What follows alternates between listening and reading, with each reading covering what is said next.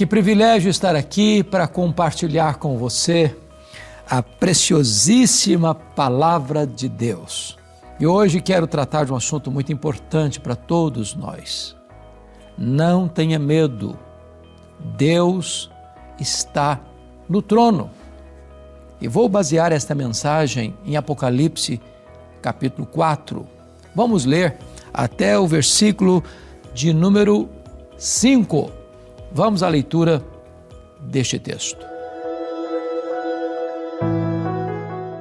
Depois destas coisas, olhei e eis não somente uma porta aberta no céu, como também a primeira voz que ouvi, como de trombeta ao falar comigo, dizendo: Sobe para aqui e te mostrarei o que deve acontecer depois destas coisas. Imediatamente eu me achei em espírito, e eis armado no céu um trono, e no trono alguém sentado. E esse que se acha sentado é semelhante, no aspecto, à pedra de jaspe e de sardônio. E ao redor do trono há um arco-íris semelhante, no aspecto, à esmeralda. Ao redor do trono há também 24 tronos, e assentado neles 24 anciãos vestidos de branco, em cujas cabeças estão coroas de ouro. Do trono saem relâmpagos, vozes e trovões, e diante do trono ardem 7 tochas de fogo, que são os 7 Espíritos de Deus. Os dias eram extremamente sombrios. Desde o ano 64 da era cristã, quando Roma foi incendiada, os cristãos começaram a ser perseguidos de forma crudelíssima. Foram crucificados, queimados vivos, jogados às feras. Agora governa o Império Romano Domiciano, que reina de 81 a 96. Ele foi chamado de Segundo Nero ou Nero Redivivo pela maneira tão truculenta como ele perseguiu a igreja. A essas alturas, todos os apóstolos de Jesus já estavam mortos pelo viés do martírio. Apenas João ainda sobrevivia. Foi quando João foi enviado para uma colônia penal, uma ilha vulcânica do mar Egeu, a ilha de Patmos. João era o último sobrevivente do grupo apostólico. A igreja estava sendo massacrada. Certamente a intenção de Domiciano era calar a voz do último apóstolo de Jesus e fechar-lhe todas as portas da terra. Porém, Deus entra na história, muda o placar do jogo, vira a mesa da história e se revela a João na ilha de Patmos.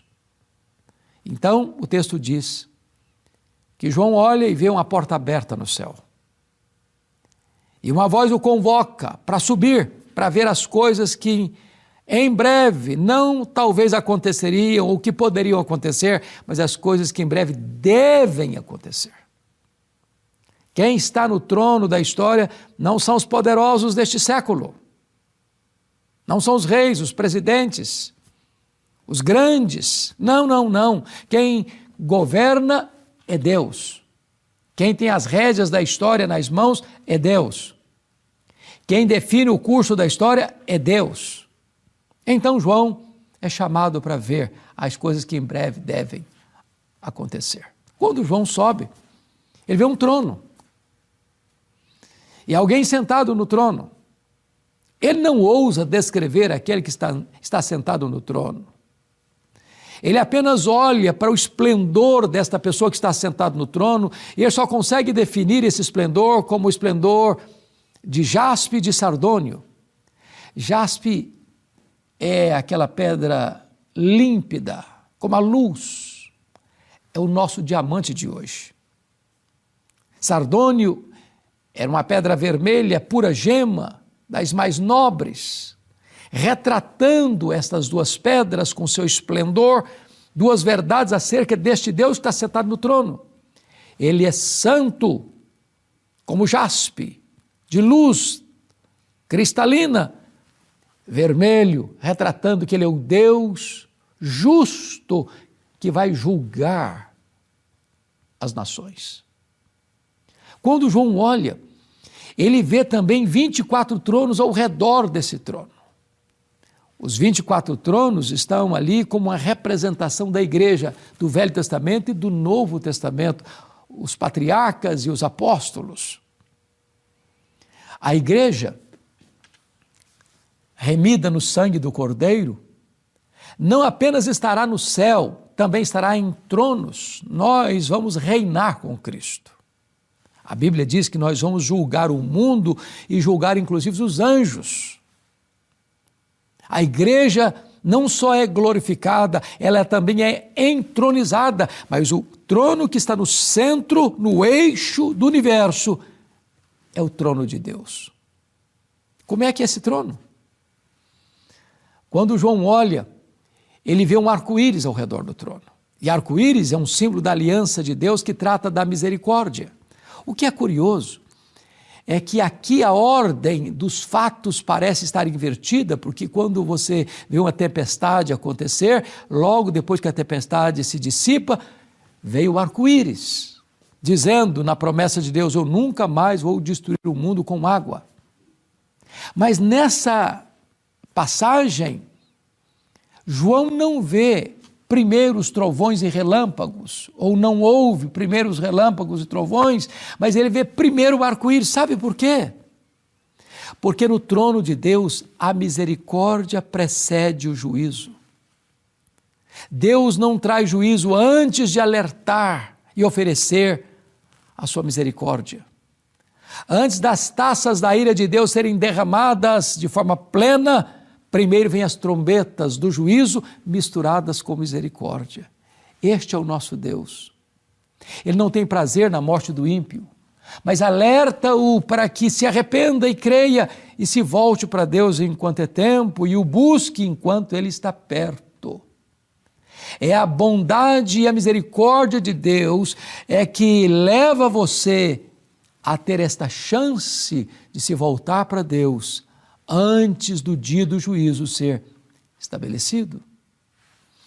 O trono de Deus não é apenas um trono de misericórdia, é um trono de juízo, porque depois do arco-íris, então se vê trovões, se vê relâmpagos, escuta trovões rebombando das alturas. E os relâmpagos e trovões são um símbolo do juízo de Deus que vem a este mundo que desonra Deus, que se rebela contra Deus e que persegue o povo de Deus. Como é que é o trono? Não é apenas um trono de misericórdia e de juízo, é também um trono de transparência e santidade. Porque João olha essa cena e este trono é como que um mar de vidro, diz o versículo 6. Isso significa o quê? Que o trono de Roma está ocupado por homens maus, Nero, Domiciano e tantos outros que vão sucedê-los, como Marco Aurélio, Sétimo Severo, Décio, Diocleciano. Mas o trono de Deus é um trono de santidade, não tem violência, não tem maldade, não tem sujeira, não tem corrupção. Os tronos da terra estão maculados, os tronos da terra estão bêbados de sangue inocente, os tronos da terra estão eivados de corrupção e violência, mas o trono de Deus é o trono de santidade, de pureza, é límpido, é claro, como a luz, como o vidro translúcido. Mas a Escritura vai nos mostrar ainda, e eu quero chamar sua atenção para isso, porque no verso de número 8, João agora vê os 4 seres viventes que são representantes das grandes hostes celestiais, dos querubins, dos serafins, daqueles que estão diante do trono adorando e servindo ao Senhor. E estes seres celestiais, eles ressaltam 3 verdades preciosas acerca deste Deus que está sentado no trono. Aliás, o livro de Apocalipse é o livro do trono. Para você ter uma ideia, a palavra trono, que representa poder, comando, controle, aparece 67 vezes em todo o Novo Testamento. 47 vezes só no livro de Apocalipse. e 12 vezes só neste capítulo 4 de Apocalipse. Este texto é o texto do trono, do controle, do governo, que Deus é quem dirige a história. As rédeas da história estão nas mãos de Deus. Mas como é que esses seres celestiais descrevem a pessoa de Deus? Então, permita-me olhar com você o versículo 8, porque eles estão sem descanso algum, de dia e de noite, proclamando: Santo, Santo, Santo é o Senhor Deus Todo-Poderoso, aquele que era, que é e que há de vir. Destaco aqui 3 coisas. Primeiro, ele está tratando da santidade de Deus. Veja que a santidade de Deus é o principal atributo que adorna todas as outras características, atributos de Deus. Por exemplo, você não vai encontrar na Bíblia Deus é amor, amor, amor. Você não vai encontrar na Bíblia Deus é justo, justo, justo. Você não vai encontrar na Bíblia Deus é bom, bom, bom. Mas você vai encontrar na Bíblia Deus é santo, santo, santo. Quando você diz santo, você define.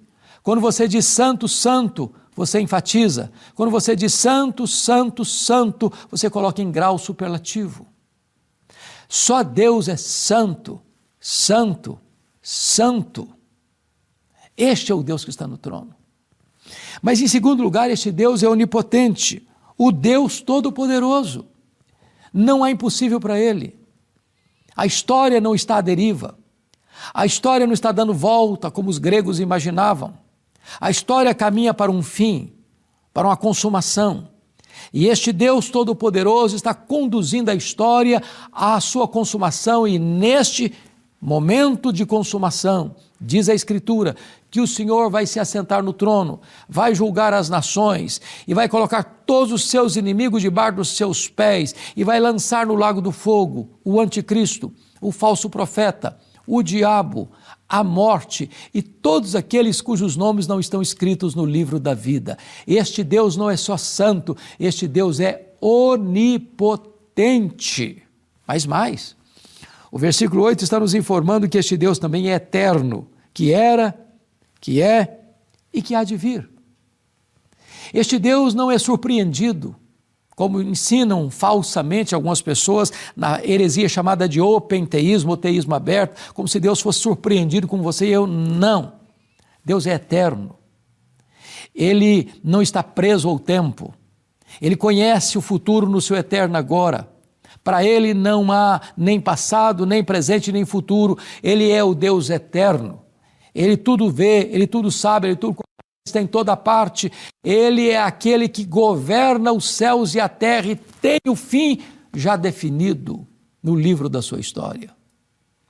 O texto vai encerrar quando os 24 anciãos que representam a igreja se prostram diante do seu trono, adoram este que está sentado no trono e tiram as suas coroas de ouro e depositam aos seus pés, reconhecendo que só Deus é digno de receber toda a honra, toda a glória e todo o louvor, porque tudo vem dele, tudo é por meio dele e tudo é para ele. O texto fecha esta descrição com a igreja adorando, dizendo: Tu és digno, Senhor, e Deus nosso, de receber a glória, a honra e o poder, porque todas as coisas tu criaste, sim, por causa da tua vontade, vieram existir e foram criadas. Este é o Deus Criador, trouxe à existência todo o universo, sustenta todas as coisas criadas pela palavra do seu poder. E significa uma coisa: você não precisa temer o futuro.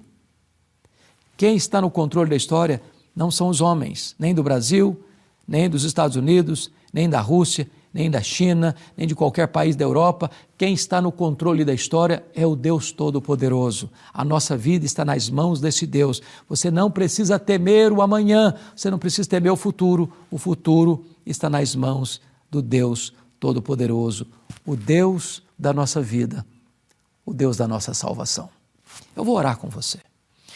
Pai amado, eu te peço que tu apliques a tua palavra ao coração de todos nós agora, trazendo serenidade, descanso, confiança, ao nosso coração, sabendo que o nosso Deus Todo-Poderoso, Criador dos céus e da terra, está no trono, e a nossa vida e o destino da nossa família e da nossa nação e do mundo todo, tudo isso está nas mãos do Deus Todo-Poderoso. Rendemos-te graças, louvado seja o teu nome, em nome de Jesus.